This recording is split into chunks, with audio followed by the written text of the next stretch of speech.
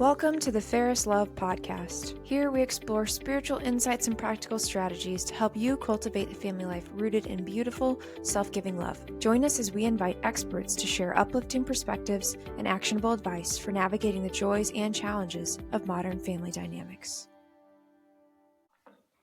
Welcome back to the Ferris Love Podcast.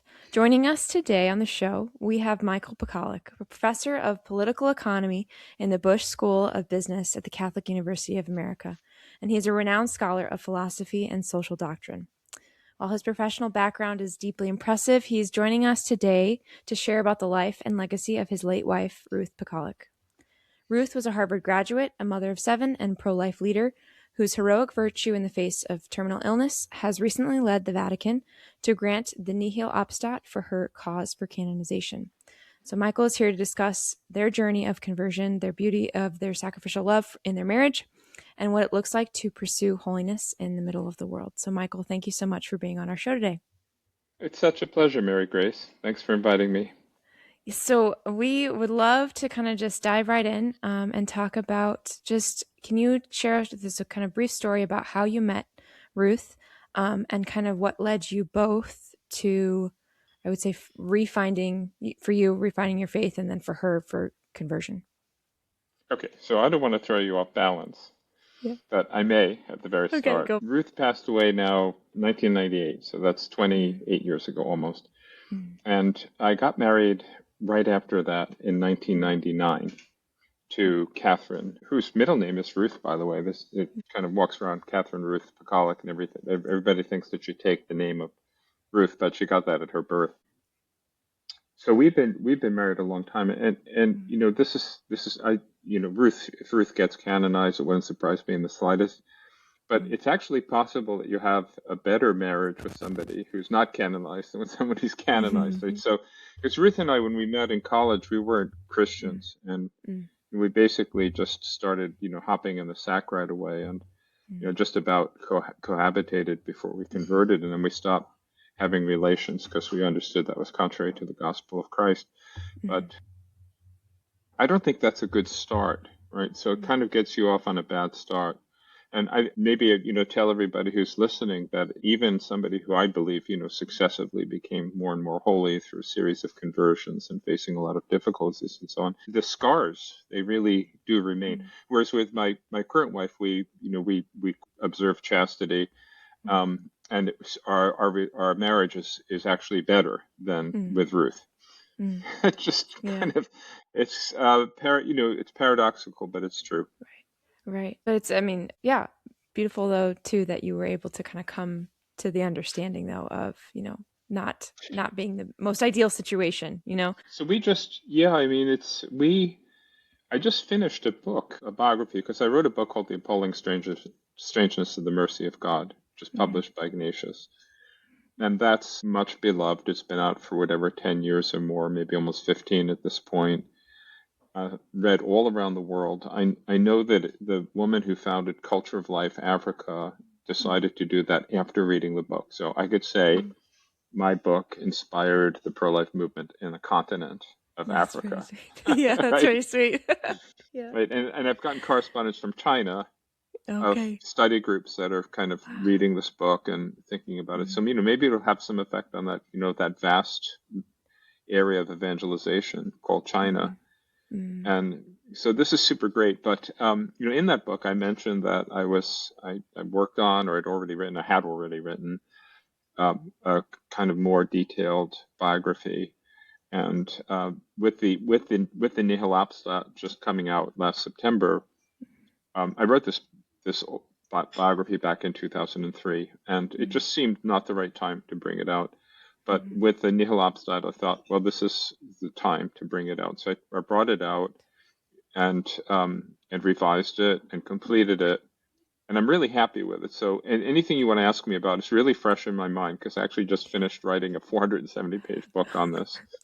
Perfect. Yeah, there you go. And do you know when that's coming out? Well, it's in the hands of Ignatius editors right now, so they're looking at it. They were keen to get it. I think it's really good, so I think they're gonna want to publish it. Yeah, I bet. And if I were they, that's the correct grammar. If I were they, it sounds bizarre, but it's if I were they, right? There's probably going to be a vote by the bishops, the USCCB, on because the Vatican has to give its go ahead, and then the U.S. bishops have to give their go ahead, and then the cause actually can get opened by the decision of the ordinary Bishop McManus of Worcester. So after the vote of the U.S. bishops, I'm sure there's going to be a lot of publicity again. And if I were Ignatius, I would want to get that book out by then. And I'm going to tell them that if they want to publish it, you got to move on this thing. Yeah, exactly. That's going to happen in the next few months. Exactly. So anyway, our conversion, we were atheists, and practical atheists. Is anyone really an atheist? A lot of people convert back in foxholes, right?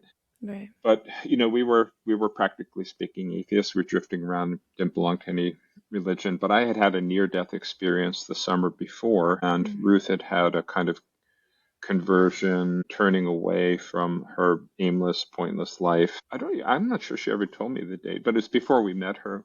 I met her, and so we were both searching for the meaning of life, you could say.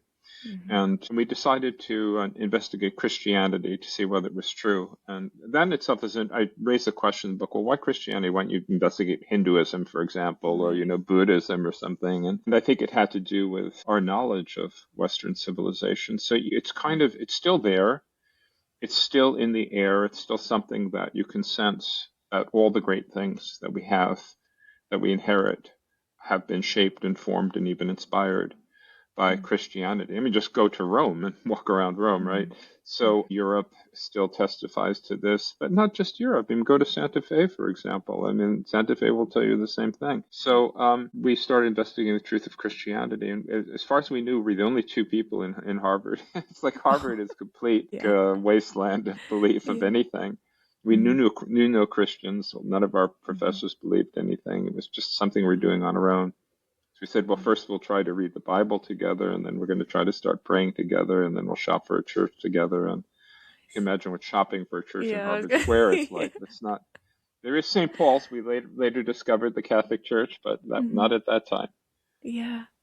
Yeah, that's crazy. And did you, in the midst of this kind of, those process, you explained like a process, first reading the Bible and then going from there. And in any of those moments where you kind of like, did you have doubts, but then just continued on? Or was it, like, okay, pretty clear from the get-go, this is really what we've been looking for?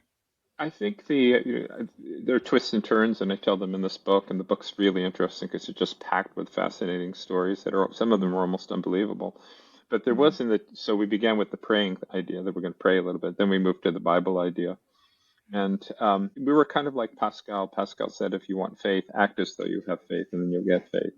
So, and we were not quite like that. We were thinking, well, Christianity is the kind of thing you had to test by living it. So that's how you'd figure out whether it's true or not, by putting it into practice and trying to live it. But there was a time we were in the, we should read the Bible a bit every day phase. Yeah. We decide we'd read the Bible at a certain time, and then somebody would show up right then, or there'd be a phone call, an emergency, or even worse, like some kind of, falling into our habits at the time, which I've already explained. And at some point I turned to Ruth and I said, do you believe in the devil? Because it's just so eerie how, for the last 10 days, we've had resolutions to read the Bible, and every time that we're supposed to read the Bible, something would come up to block us. So the devil kind of showed his hand pretty early. He made a mistake there. Yeah. Yeah, because you're like, wait a second. Yeah, this is just too weird. Yeah, this can't be a coincidence. Wow. Okay, and I know that, you were saying like it's kind of hard to find another Christian in Harvard. When you both did convert, what was that like? Were you out of school or were you still? Well, I don't know what you'd count as the conversion. I mean, we separated for the summer, and I think that was good because, what I referred to earlier had to come to an end. So there's kind of more room for the Holy Spirit to work in our souls, a kind of enforced chastity. But I started moving really quickly, mentoring with an evangelical Christian and studying the Bible with him. And we were both reading C.S. Lewis like crazy.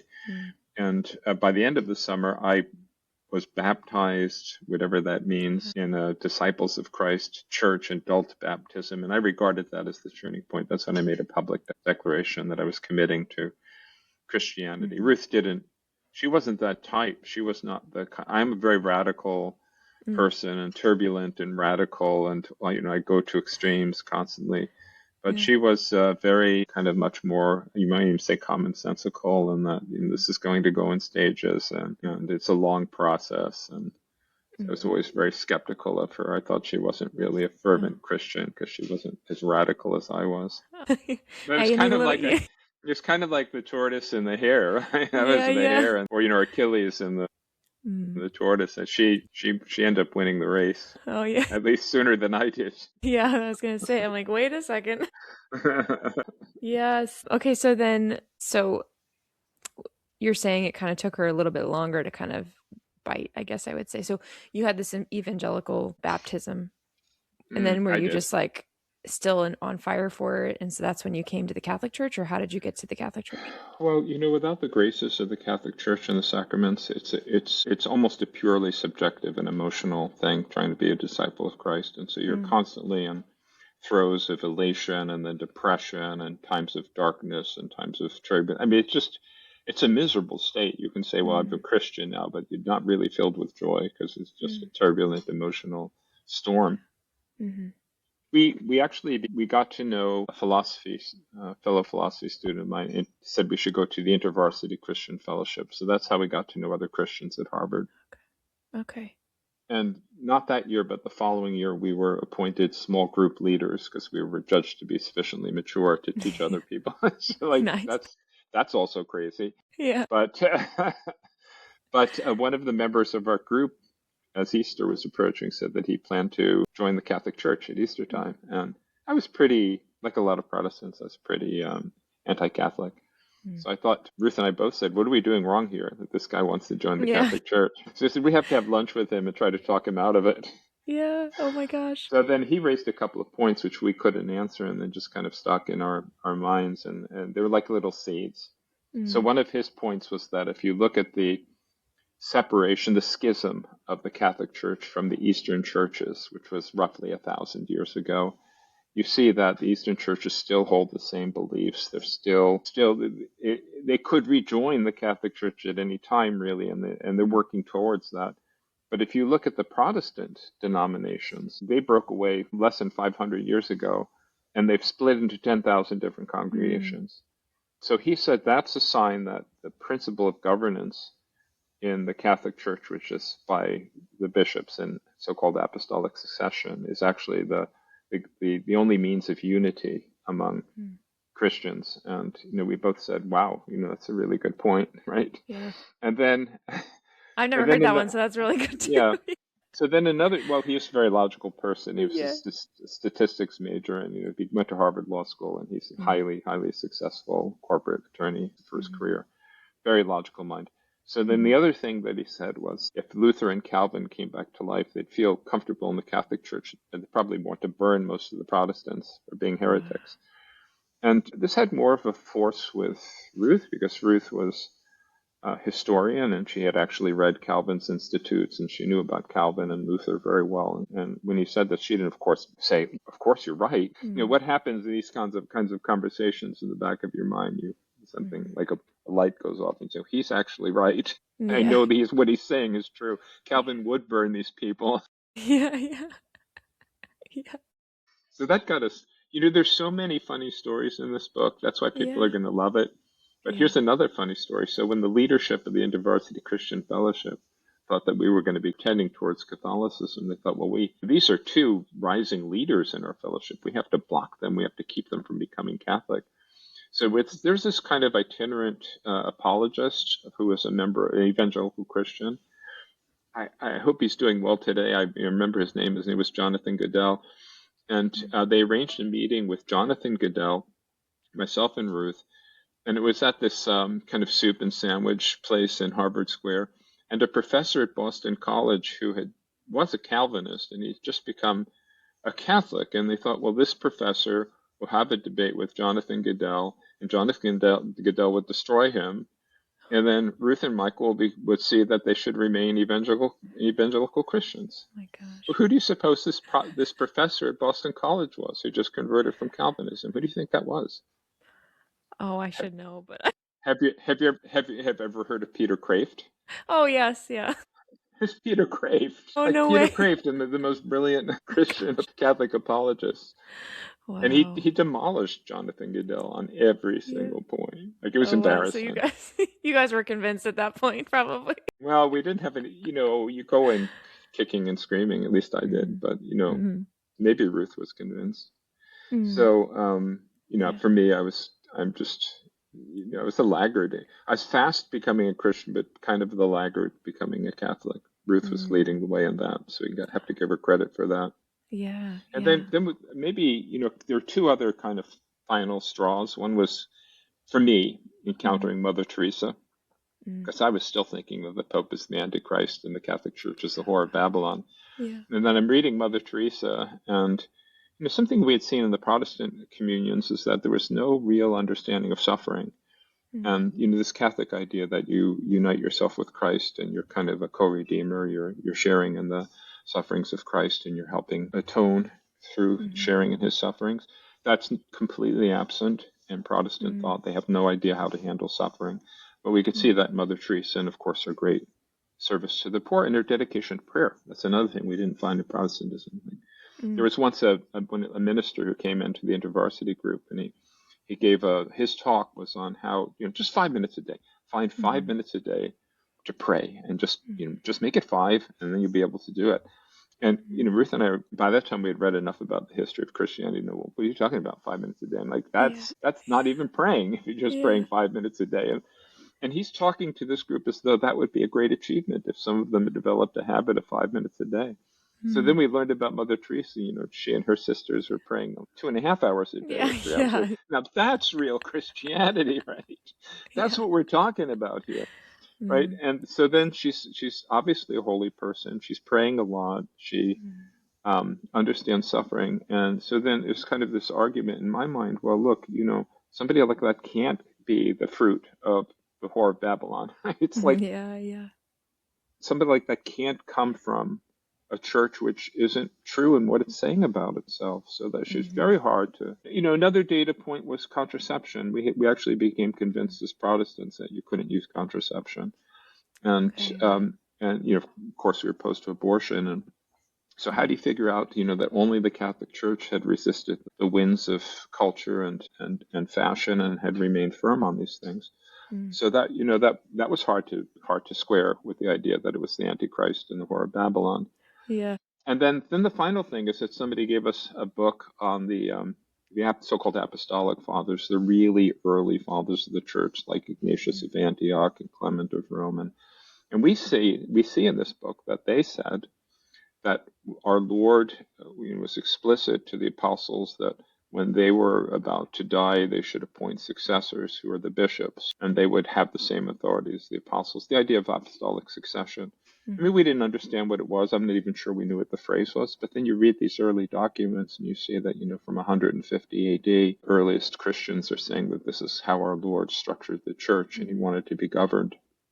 So Mm-hmm. that obviously reinforced also the point that our converting Bible study disciple had made in our lunch conversation with him. Yeah. So there are all kinds of twists and turns like that. And what's Yeah. fun about it is that, God led us through those turns. He told a really good story with our lives. And so I can recount that story, and Mm-hmm. it's going to be extremely entertaining and edifying Mm-hmm. for people when they read this. Yeah, that's amazing. Wow. Just through that, it's so funny. You have a lot of fun stories. When did you get married after college? No, we got married in college, In which is college. another Okay. unusual thing. There's Okay. nobody at Yeah. Harvard who got married in college. Yeah. We I were know. complete freaks. That's great. So that And itself is then, interesting, and it gives some yeah. attention to that. Like, why were we convinced? And we were, of course, we were very strong-minded people, and we didn't care if the Mm-hmm. rest of the world didn't agree with us, and we'd just do what we thought was right. Mm-hmm. That's great There's a, mentality, honestly. yeah, If yeah. it's So that's yeah, interesting you too. guys were right. You guys were spot on. So it's a good that was a Yeah, good I know mentality. exactly. That's great. So then, once you guys graduated from school, you ended up. Where did you end up? Well, I won a scholarship, a Marshall Scholarship, which is one of the prestigious ones, like the Rhodes to go study in Britain. So we went to the Rhodes. You have to go to Oxford to study, but in Marshall you can go anywhere. I applied to go to Edinburgh, so I went to the University of Edinburgh and I studied David Hume. Wow. And that's where Ruth became a Catholic. She had decided that she wanted to become a Catholic before we got on the plane. Just kind of in our final months in Harvard, we would actually go to St. Paul's Catholic Church in Harvard Square first to get what we thought was a real worship service before we went to our Protestant church and had to do battle with the crazies there. Oh, wow. So we arrived in Scotland, and then she knocks on the door of the Dominican chaplaincy right in the middle of the university, and she just greets the priest who answered the door in a habit and said, "I'd like to begin instruction to become a Catholic." So, First day. Think about that one. It's somebody who grew up and was raised in a Presbyterian church, who finally goes to live in Scotland, and really, literally, the first thing she does when she arrives there is to knock on the door of a Catholic priest and ask to receive instruction to become a Catholic. Yeah. Oh, that's great. Okay, so when, when you both started having your family and started having kids, was there something that kind of it made sense in the midst of your faith? Like, you said Ruth kind of came to it sooner than you did, but when you were in the midst of raising children and all that, was the church kind of something that you really relied on heavily, or was your kind of journey, I guess you would say, it took a little bit longer even then, even We were really serious Catholics from the get-go, so always relying on the church for everything. Yeah. And we loved very much the idea of a domestic church, and Familiaris Consortio of John Paul II is something that we studied very thoroughly and tried to put into practice. But I think that the kind of the ethic of large families are good. It's something probably that Ruth carried with her because she grew up in a family of 5 children, which was super large for a Presbyterian family at that time. It was like a freak. But I was from a family of 3, so not a large family. So, and it's hard to convey. You wouldn't believe, actually, if I told you some of the truths about me, how fanatical I was about studying. So, and I studied with a righteousness. This is God's vocation for me. His will for me is to study, like, with every single morsel of time that I could find.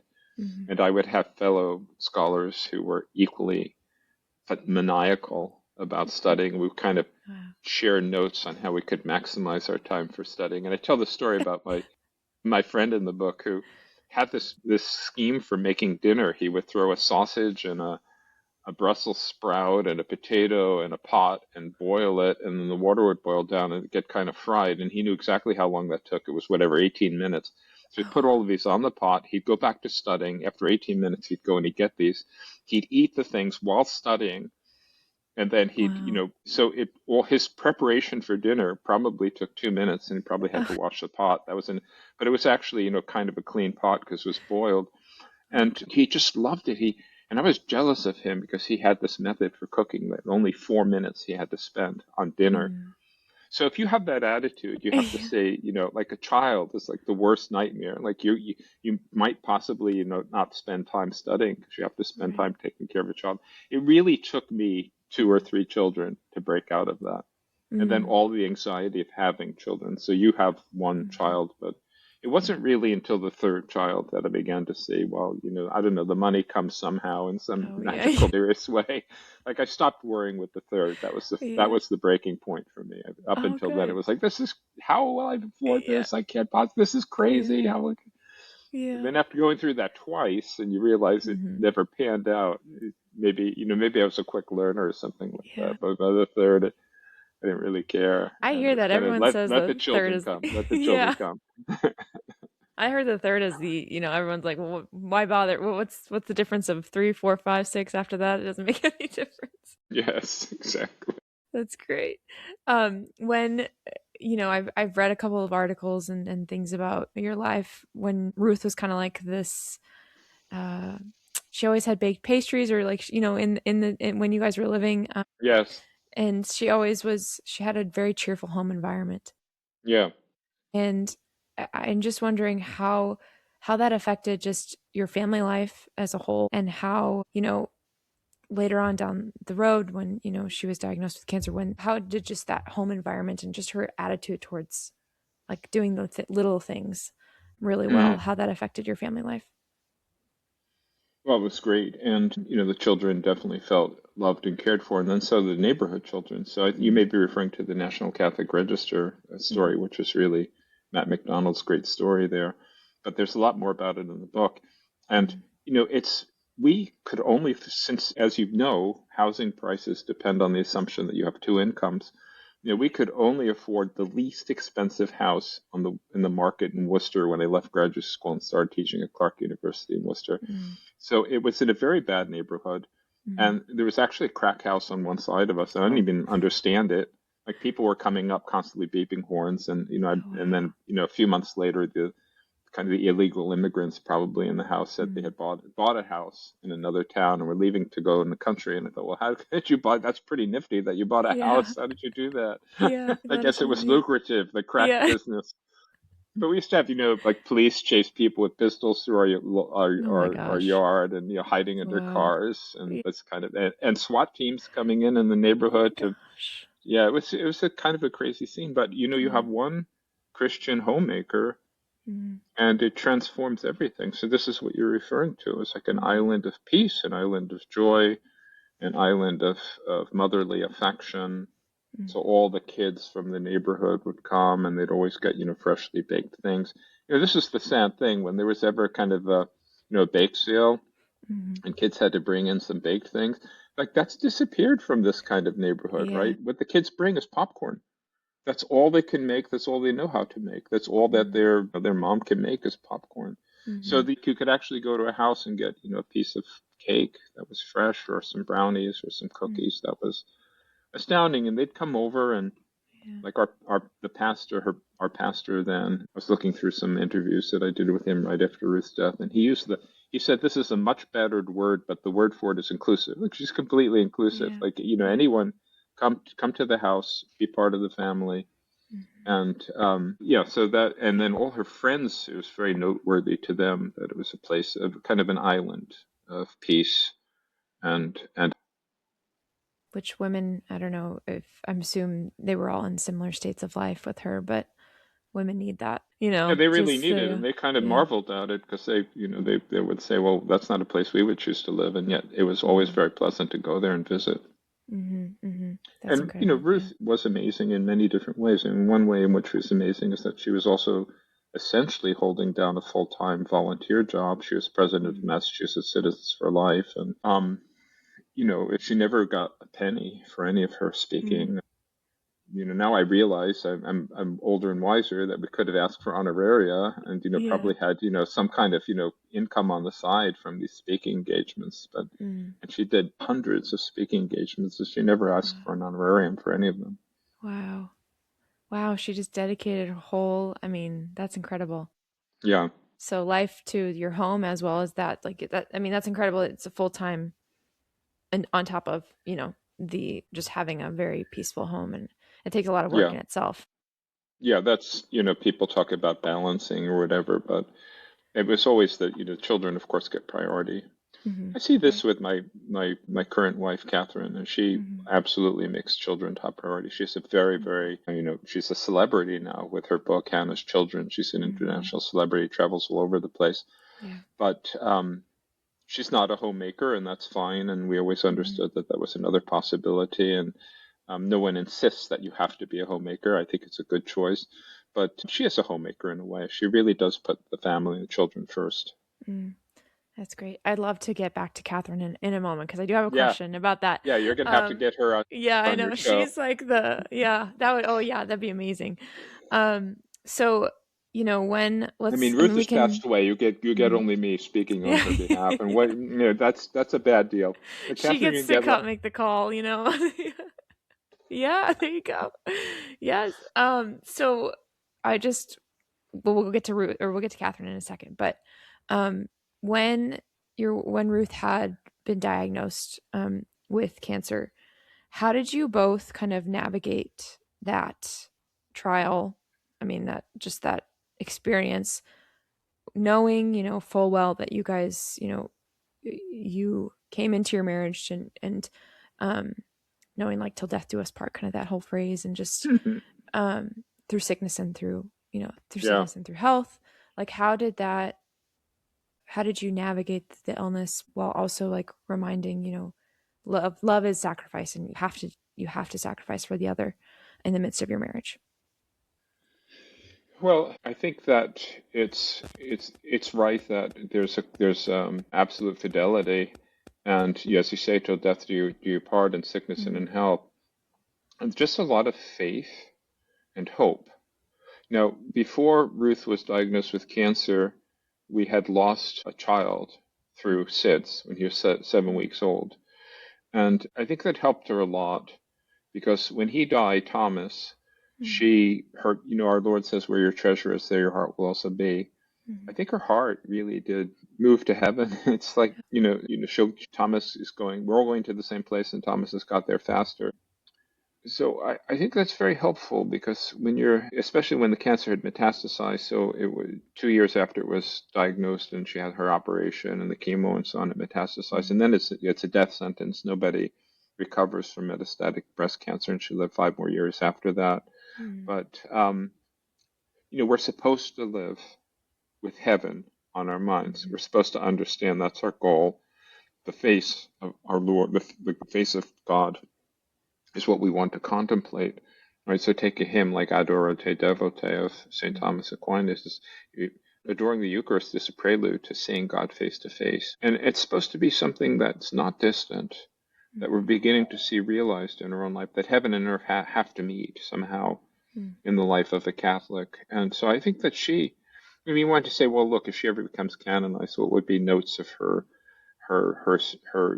witness? And I think that this testimony to love of heaven and yearning from heaven would definitely be something that somebody would want to point to. It's a real mark of her faith. Mm-hmm. That's great. There's some kind of story I wanted to tell you because there are all kinds of Yeah. interesting stories, and it just slipped my mind. So keep asking me questions, and maybe I'll remember my Okay. story. No, great. No, that's great. Well, we'll go back to Catherine now. So the kind of a crazy part of the story is that through, at the time when Ruth was sick, she had mentioned, now correct me if I'm wrong with this story, but she had mentioned, I think you should probably I don't know, it's just kind of crazy where Okay, she said, I'll tell you the story. I'll tell you the suggested that story. you get It's together. another great it's another great story in the book. And this is not just when she was sick. This is 2 months before she died. Mm, So, and I'm a very emotional person, as Catherine mhm, could tell you, but I just keep it all under a facade of logical mhm, coolness, right? mhm, So people don't know me very well, think that I'm kind of like Mr. Spock, a machine, mhm. Oh, a just purely logical machine. yeah. But I'm not. But Mhm, in any case, because there are these layers, um, I, at least with Ruth and I, were not very, and she's kind of a tough cookie. So we mhm, weren't, very gushy or sentimental. But mhm, I knew she was going to die in a few months. I thought, okay, I need to at least express my thought, my feelings about. I don't like expressing feelings. I thought, okay, I have to express my feelings about her. So I said to her, Ruth, you're the most remarkable, amazing woman one could even conceive of. I definitely don't. I couldn't conceive of mhm, marrying anyone after you. And and now here's the kind of recrudescence of the maniacal scholar, because I said to her, how much I've always loved studying. And I referred back to a time in I'd been in Oxford as a visiting scholar 2 years earlier, and I could live like that again. I was on my own. I mhm. was studying 12 hours a day. And I said, how much I love that. And those were the happiest times of my life. Like, here's my dying wife, and I'm telling her the happiest times of my life was Yeah, when I was apart from her and studying 12 hours a day. I'm sorry, that's who I am. But I yeah, said that, so it's kind of backfired as an expression yeah, of great love and yeah, devotion. And I'm sure she's thinking to herself, oh my goodness, I can't let my children be in the hands of this character, right? Like, he wants to go off and yeah, study 12 hours a day, and they're going to be yeah, grieving their mom who's just died. I mean, yeah, this is not shaping up to be a very good thing. yeah. So she just, from the moment her cancer had metastasized, she used to pray with her rosary group. Let's pray for Michael that he finds a young wife. That's what she specified, a young wife to Mm, marry. mm, So she said to me, I think that for the sake of the girls, you ought to get remarried because they're young. And then I insisted, no, I didn't really want to do that. And she said, well, for a long time, I've had the thought that Catherine Hardy would make a good wife for you. And no, I find that she's come to town. In other words, she just started graduate studies at Harvard, and I'm dying. Right. So that's an interesting coincidence. I don't know how many years it had been, maybe 5 years. She'd been thinking that Catherine would be a good wife for me, and now she's dying, and Catherine arrives at the same time. So she thought that would confirm her intimation, and she shared it with me. And I'm thinking to myself, wait a second, I'm professing my love imperfectly, admittedly, to my dying wife, and she's trying to set me up with a recent college graduate. And I thought, well, this is very strange. And I've always been very opposed to marriages where there's a disparity in age. So that was kind of completely repugnant to me. And nonetheless, that's where it stood. And then I said to her, this is also in the book, this is a really funny thing. I kind of made a concession to her, and I said, all right, fine. If you want me to get remarried again, you're just going to have to send me a sign. And this is the sign that whoever this person is I need to marry again needs to pull up in front of my house in a yellow Volkswagen Beetle, because I love the Beetles that just come out, the new Volkswagens, and I love them. So I made it yellow, and I pictured this person kind of, purred and kind of fun-loving and slightly crazy, wearing a cap that was fur-lined and driving gloves that were leather, and she was like wearing dark brown leather outfit and kind of whistling to me, saying, "We'll go for a ride together." And I said, "If you can send me somebody like that, then fine. No. I'll take that to be the sign." And I think actually Catherine was like that, but she, it's like the spirit of Elijah. John the Baptist came in the spirit of Elijah. She kind of came in the spirit of that character. Oh, that's silly. I was gonna say, I was like, oh my gosh, no way. No, that's too much. I should make it up, though. I should make that up as my story. And no stories. That's proof that no stories are made up in this book. So if there were, I would have made that one up. There you go. Yeah. Oh, that's great. Oh man. Okay, so it's perfect. So now, this podcast specifically too is for families and for parents, and you've been sharing some really incredible stories and just joyful stories. And do you have any thoughts about, like, I don't know, suggestions for husbands and wives who could be struggling with, illness or just deep financial struggles or things like that maybe if they could sit down with you and Ruth, or you and Catherine, and just ask you for help, or what would you suggest or recommend to them that could help them kind of live through this challenge, live through this struggle well? Yes. Seeking holiness in their day-to-day. Well, I think three things, and I don't have any original ideas here. And if I did, then I'd be suspect. So first of all, I want to say pray. We really have to pray more, and pray in front of the Blessed Sacrament, and pray in a very sincere way. Like, you think, well, I don't see how I can pay the bills, Lord. That's a great prayer, right? Bring your worries to the Lord and trust them to Him. And then the second is to get a mentor, a spiritual director, or a mentor with whom you can kind of go over these things, because it really does help to have a more experienced, more mature person kind of looking over your shoulder, and then you all see things through this person's eyes. Like if you're familiar with coaching and a sport, like I love golf, and if I have gotten a lesson in some aspect of golf, then when I face that, maybe a bunker shot or something, and I have to execute it, it's like my coach is there. He's beside me. I'm trying to think about what he said, what I would do if he were beside me. You're good spiritual directors like that, and gives you a lot of balance and a lot of perspective. And then the third thing I would say is form a good group of friends, and begin with 2 or 3 and try to widen that scope. So this might be a good time to mention the book. It's the book, The Company We Keep, which is a book on friendship, which I published with Scepter. And I really love this book. I think it's very sound, and I think it ought to be, I love C.S. Lewis, but I think it ought to become the go-to reading for Christians rather than Four Loves. I think it's a much better treatment of friendship. But I don't know if you've read the book, and if you've gotten to the end, but the very end of the book concludes with a kind of a dedication to Our Lady of Fairest Love. So it's just very suitable for the theme of your podcast. Mother of Fairest Love. That's the last bit of the book is devoted to her and includes a prayer to her. Yeah. Beautiful. That's great. So this book might be helpful with that third thing. Yeah. Yeah, definitely. No, and these are all three things that I think, we ask people, different questions, and those are three unique things that we've heard on the show. So thank you. I mean, Oh, prayer, really? yes, My but then goodness. no, yeah, I Those are mean, the most obvious things. But look, another thing that's really important is the relationship between husband and wife, because I think everybody's got subterranean problems that they don't mm, address and deal with. And in a time of stress, like a fatal illness, a mortal illness, or mhm, severe financial stress, these things can be interfering. yeah. And so there's a need to deal with these subterranean issues. And Hmm. another great thing about the book is that it includes a guidance about how husbands and wives can once a year, without going to any kind of, retreat house or something like that, have what Catherine and I call a navigators conference. That's like you conceive of your marriage and your household as like a boat, and you need to kind of put it in dry dock, and you need to look it over and take care of it on a yearly basis. So it Hmm. gives a plan for doing this, and Hmm. we've tried to do this every year, and it's been very, very helpful because the subterranean things have to be taken care of in their own time. You can't allow them to erupt when you're having some kind of fight about the bills or paying the bills or something like that. Hmm. That causes a lot of damage in a relationship. That's great.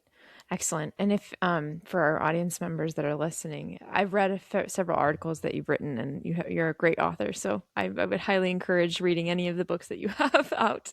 Mm. Um, and just to round out the conversation, do you have anything else that you've been? I mean, so we have this book that we're waiting for eagerly for your biography, but are there any other books that and your friendship book at Scepter? Anything else Mm. that we can have our followers find online, or even just for bookstores or anything like that? I actually wrote 6 books last year. So Oh, another book that people might be great. interested in is published with Ignatius, and it's called The Shock of Holiness. And Okay. it's a collection of my essays, and it's 50 essays, and the essays are not that hard to read because they're Nice. 1,000 words, so you can read them and then think about them for the rest of the day. And you hear those dogs barking in the background. I hope I they're not do. too bad. Yeah. Um, That's okay. insane, crazy with the dogs here. And then another book is it's called Be Good Bankers. It's a discussion of the Gospel of Matthew. I've written 3 books on the Gospels. Hmm. And this one it's called The Economic Interpretation of Matthew's That's Gospel. great. It takes seriously the idea that he was trained in best practices of Roman banking and accountancy and Mm. contract law, and that can be seen in his gospel. So anyone who's in business, who's an accountant, who's an attorney, who's in banking, will really find this book interesting. Yeah, that's awesome. Wow. Super cool topic too. That's great. And then, a couple of my books are coming out, so they're Mhm. more heavy. So they're not really as Okay. popular. Oh, So hey, share one them. is You well, never one know is who's on listening. natural law. One is Okay, on that's natural law, and great. it's called Walk in the Good Path. Good. It's an allusion to a verse from Jeremiah, Hmm. but it's on natural law and civic friendship. Wow, And then I nice. have a book on St. Thomas Aquinas' Prayer Before Study. That's Okay. under review right now by a press, and Hmm. I'm optimistic that they're going to decide to publish it. That's But great. look out for that, because I don't know if you've ever prayed that prayer, the Oratio No. Ante Studium of Thomas Aquinas, Mm-mm. but it's a book-length treatment of this prayer. So for people who do study it, who do use it, they're going to love this Hmm. book. That's awesome. Great. Well, Michael, thank you so much for joining us on the show and for working with all the technical difficulties and all that stuff. We appreciate you so much for sharing for sharing your story with Ruth and Catherine, and just everything that you are doing with your work. So thank you. It's been a real pleasure. I'm sorry that my dogs joined me too. That's okay. Real life, real life. Exactly. Thank you for listening to this episode of the Ferris Love podcast. In 2026, we continue to share the devotion to Mary, Mother of Ferris Love.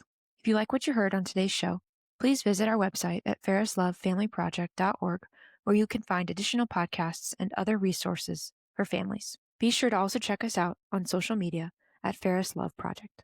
Thank you for listening, and we'll catch you on an episode soon.